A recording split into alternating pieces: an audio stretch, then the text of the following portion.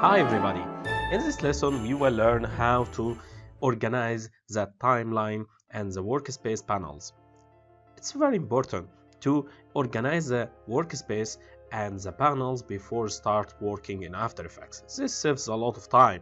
Instead of open, close, resize panels from time to time, you can choose or make your favorite workspace and save it. And also closing all the unused panels and make the work faster and the preview faster. So let's see how can we do this. We can choose the panels from the right top here.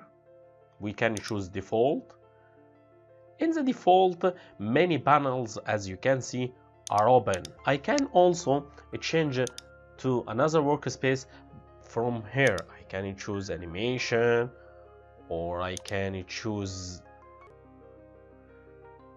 effects. You can choose whatever you want, but you can make your favorite workspace as you like. Suppose that you want the timeline to be on the left. You drag the window panel and dock it here. You can resize the timeline. You can close windows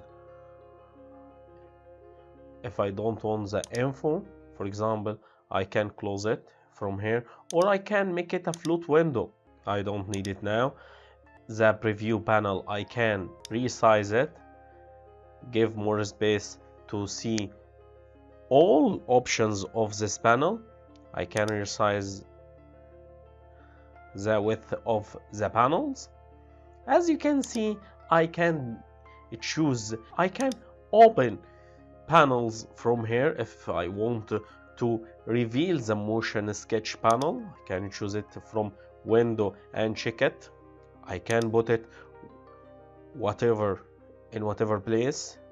For example, if I want it here under the project,